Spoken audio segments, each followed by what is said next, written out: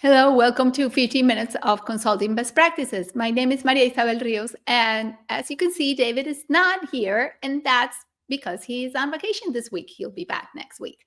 So thank you for joining. As you know, this is a space where we answer your questions, and today I'll answer your questions about how to improve your consulting firm, how to create success for you, for your clients. And I thank the person who's already chimed in and jumped right in. This is how we make the discussion better. Feel free also to participate in the comments, add your own experience, add your own thoughts. This is how the discussion becomes even better. And at the risk of, and I don't see your name. So if you're kind and you're here still, please let me know who you are so I can thank you properly and thank you by name for joining us. Say hello, right? If you don't type, I don't see you. It helps me to see you, helps me to see your name. And Deidre, I'm going to ask you to please put in the first question we had that was written in. We had promised to answer this question first today, so I'm going to jump into that, and then I'm going to come back to the question I see in the comments already. So let's do it that way. Deidre, if you don't mind, put in the question. Thank you. This question from Edward says, I find clients that have trouble verbalizing the problems they are trying to solve. It tends to be broad. My clients are entertainment and show-based, so they're not building a widget. All right, that helps. Any suggestions? Hello, John. Happy Monday. All right, so yes, Edward, suggestions. This is an interesting problem to have. And you get old enough like me, you'll find yourself sitting across somebody that says they don't quite know why they were asked to meet with you or how they can improve on what they are doing, or they know they have a problem and they don't quite know what it is. So time to turn to aspirations, right? And that's okay because you are the problem solver, Edward, and you are the one who can provide structure. You are the one who will help them analyze, right? As a consultant, that's okay. That's a good situation to be in. So turn into aspirations, right? Two sides of the same coin. Get them talking about their goals. What goals, what aspirations do your clients have that are important to them? How could their lives be better? Why does it matter to them? What stands in the way of success? So you are reframing their question to focus on desired outcomes. See whether that allows the clients, your prospects, to shift their mindset. You'll then, through your expertise, provide the structure to identify any accelerators and any gaps, any things that could be cataloged as problems. You help give them language to say, okay, this is what we really need to fix.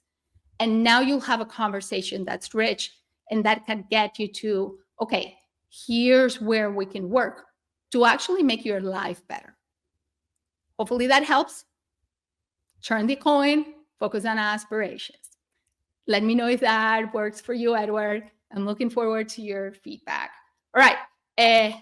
Good morning, Dan. Don't be shy. No, you have a question?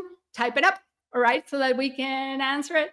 Hello, Heidi. And good day, Preston. And hello, Michael. It's great to see you all. All right. So let's get to the question that's on the top.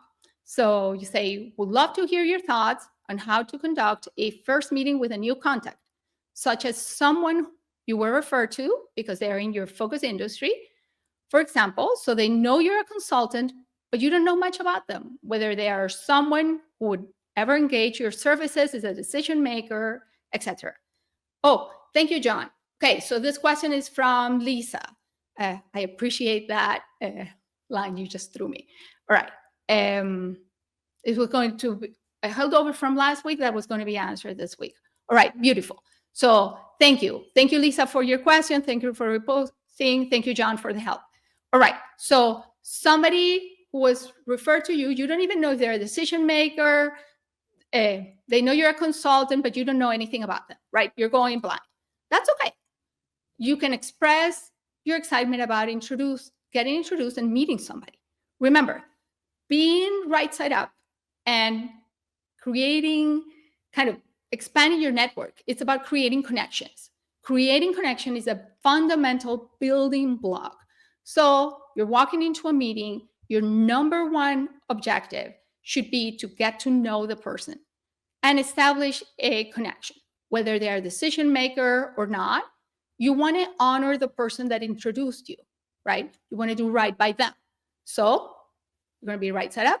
You're going to go with a learning mindset, right? How do you do that? You state the objective of getting to know them, and you start with what we call the right side up inquiry. It's a very powerful technique. You can use it when you meet new people. You can use it when you meet with people you know. You can use it in client meetings. And it goes like this, right? What would make this meeting valuable, helpful, useful for you? So you're asking the person to say, what will help you today? Even when you have an agenda and you both agreed on the agenda, it is very valuable to say, this was our agenda for today, but is there anything that would make today's meeting valuable, helpful, useful for you? It puts the meeting in a space where it's about them. It's right side up. And it gets you into conversation. You will learn whether somebody's a decision maker through the conversation, or maybe not. Maybe you learn a little bit later. It will give you insights into what they do. It can give you insights into why they're there with you today, why they wanted to meet with you. How was it they ended up across the table, across a virtual room, across a phone line from you? So start your meeting with a right side up inquiry, set up a connection, and do right by the person who introduced you, which is always a great starting place. Lisa, if you're here, let me know if that helps. Let me know if that's a good setup. Start walking down the path of getting to know the person. If it turns out that's somebody who should be in your network core, meaning they're a decision maker or an influencer for the type of work you do, and you want to have a warm connection with them, walk out of the meeting having set up your next conversation. That's all. And you would have had a really successful meeting with them. All right. Dan, let's get to your question. You say you read David's book. Great. The Irresistible Guide for Consultants, right? Can you explain the compounding process of filling up our pipeline when we're building and accumulating relationships? Ooh, all right. So the compounding process of filling up your pipeline. All right. So very tied to Lisa's question in the sense that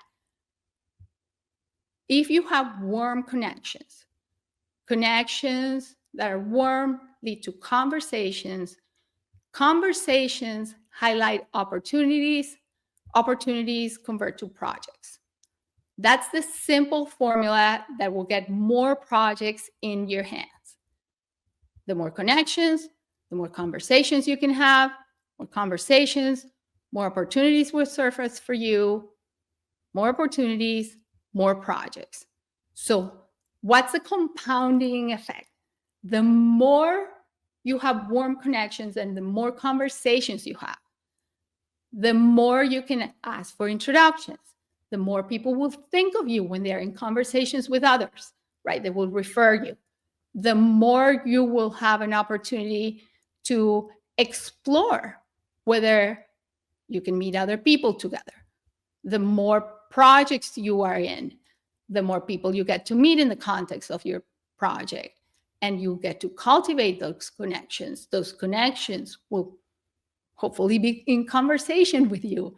Then more opportunities will surface in those conversations, right? And so on and so forth. So the broader and the warmer your network is of decision makers and of influencers for the type of work you do, provided that you're fishing in the right place, the bigger your market, the more acceleration you would see, right, in your pipeline. So Dan, if that makes sense to you in the context of your question, let me know. For everybody else who are listening, don't be shy, right? Ask a question, post a comment. Let me know if that matches your point of view and your experience, or if you have a follow-on question on top of that, or a follow-on comment on top of that. Okay, I'm assuming this is Lisa. So you say, that's why I wanted to confirm. Thank you. However, often I find that content was a transactional discussion. Yes, I can help you. No, I cannot. No work. No other connections to offer. I struggle with getting those conversations back to relationship building. So, all right. So I'm assuming from what I read that they had a very specific opportunity in mind, and that's why they wanted to connect with you. So say yes or no. If that's the case, that's where you say, I want to get to know you. What would make this meeting useful, valuable, helpful for you? That's where you're always making the conversation center about them, right? That's where you getting to know them, then getting to know you helps. That's also where you maintaining a certain level of momentum and you reaching out with a certain cadence also helps maintain the network warm, right? Now, a lot of folks say, well, I met Maria Isabel today, right? I email her 3 months from now, 3 months in the future. She didn't answer. I email her again 6 months after. She didn't answer. So I gave up. We advocate for you continuing to reach out in your periodic outreaches, even if the person doesn't answer for a couple of cycles, because we find that people often give up too soon on relationships that are building with decision makers, right?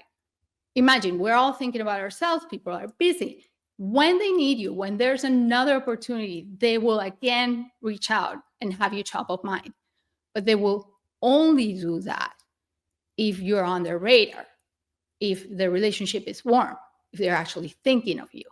So part of walking away from having a transactional relationship is how you think about their relationship also. If you meet them at a space that is very transactional, if you're only interested in, let's say, is there a project today, yes or no? And when there isn't, then, okay, well, the conversation kind of frizzles and turns off. Then that's where people are going to meet you at, right?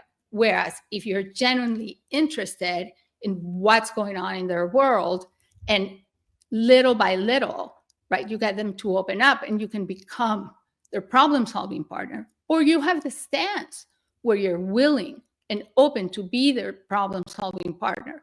People will perceive that and they will be happy to reach out to you when they have a question, or they will be happy to reach out to you when they think you can help them. So be generous, be open-minded, and be of a giving disposition, even if people are not necessarily meeting you at that place always, right? So take your tone from where you aspire the relationship to be and not necessarily where the person is coming from. Fair? Let me know. Okay, Dan, you say, David talks about 150 size. What should we shoot for? All right. Ideally, if you have more than, as a solo practitioner, right? It all depends on your firm size. So as a solo practitioner, if you have over 100 A1s, which means decision makers that are warm connections, and over 300 people in your network core overall, you should be in really good shape in terms of business development and a full pipeline. If you have 300 decision makers, true decision makers, that are warm connection in your pipeline, you should be in really great shape in terms of your network core. Now, that is exceedingly difficult to achieve, right? So that's where that number comes from. That's where you should shoot. So keep thinking about who's a true decision maker for you, for the type of business you sell, and how can you get to have warm connections with as many decision makers as possible. All right, and I'm looking at the clock. Haiti, we're going to owe you an answer, and we're going to queue it up. So for next week, yours is the first question we answer. And Catherine, I can see that you just posted a question as well. We're going to queue it up so that next week is the second question we get to answer, because today we've reached time. So I have 3 questions or 3 things to ask of you. The first one, if you haven't added the URL that Deidre just posted, that's under me right now, davidafields.com/Monday Live to your calendars, please do so. Make it a recurrent event. It will bring you here every week, and that way we can continue with the Q&A and you can participate in the conversation. Also, if you haven't subscribed to the articles that come out every Wednesday, do so. They're filled not only with great insights as an article per se, but the conversation is really rich. It's full with examples. They're tactical, they're practical. Can't miss them. And lastly, if you haven't connected with David or with myself, we're happy to connect with you. Send us a note, give us a comment, tell us what's working and what's not working with you. We love to engage with you. And if you found today valuable and you want to keep it in mind, there's a feature on LinkedIn now where you can save the LinkedIn Live. So if you want to come back to it, you can always save it. Click on save and you keep it there for future reference. Thank you for joining today. See you next week. Bye.